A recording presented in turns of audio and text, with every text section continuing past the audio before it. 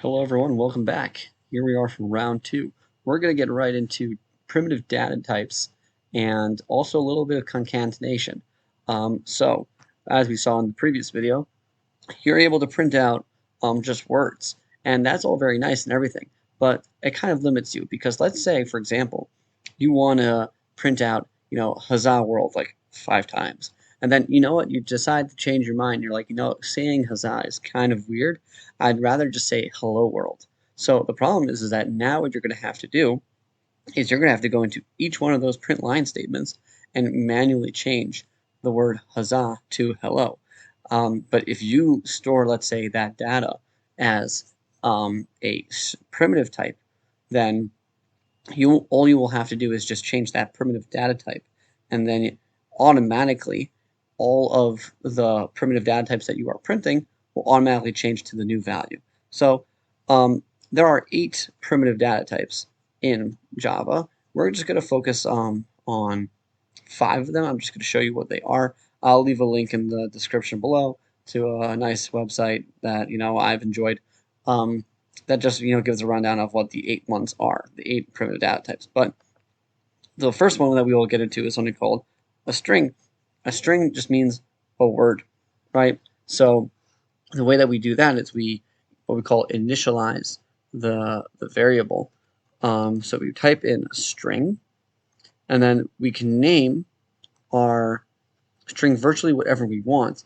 Now, the truth is that there are conventions for how we name things, and conventions are just sort of a unspoken agreement amongst developers on how to name things, on how you're going to format stuff when you name things, and that just makes it easier for everyone to understand. Everyone's kind of speaking the same unspoken language. So the convention is to use something called camel case. So if you're going to go ahead and you're going to use, let's say, a word that you're going to name your string of something which is 2 words. So then the first word is going to be lowercase, and then the second word is going to be uppercase. So for example, if I had a string called first name, this is how I would type it. Of course, it would work if you wrote this as well. It's also just fine. But the standard convention, for whatever reason, it was decided that this is just kind of how we do things. So we're just going to make string first name. Whoops. And I'm going to write my first name over here, Sir.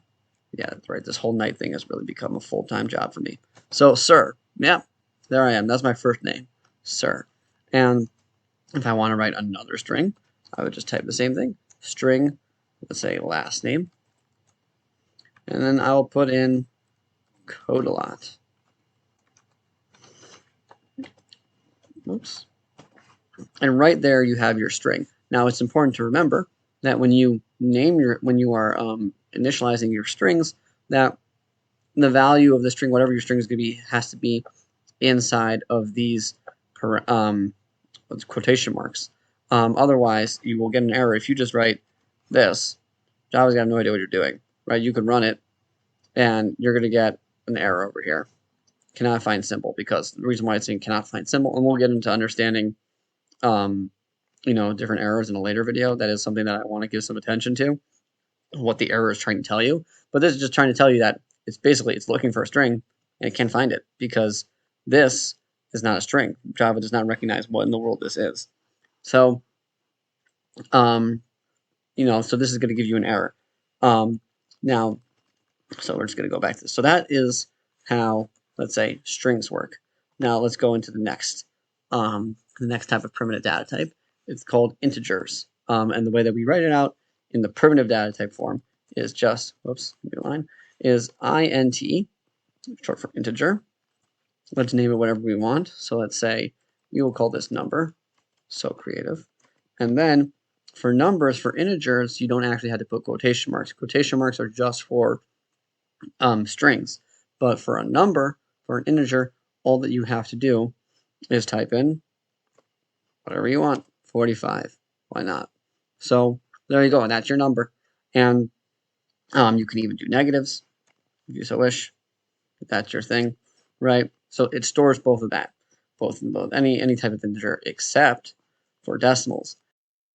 For decimals, what you're going to want to do is type in double. What's happening? Sorry about that. Double. The word double. And then you could just write, let's call it des number, short for decimal. And then have that equal to 45.5. And there you go. And that way you could support decimals as well and hold decimal values. So that's string, integer, double. The next value that we're going to get at is called Boolean. Boolean is really kind of just useful for if-else statements and that sort of a thing, which we will get into later. Boolean, there's only two possible values, and that is either true or false. So we can declare it. Well, whoops, we have to name it first. So let's call it thing. I'm running out of ideas. So we go ahead and write equal sign Boolean thing, and is it true? We could declare it to be true, or if we so wish, we can declare it to be false. And there you have it. Now the final type of primitive data type that I'm going to cover is something called a character. And a character is just one letter, essentially, hence the name. It's just representing a character. And just going back to why, let's say, this is called string, is because the way that Java thinks about it is that a word is merely a string of characters. And so a character being just one letter. And the way that we declare that is CAR, short for character. We don't write the full thing. We just write CH, sorry, I misspelled that. CHAR.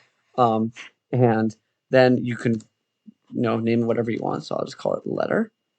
And then equals, and then you write, let's say the letter A, first letter of the alphabet. Whoops, give me a problem. Why is that? There you go.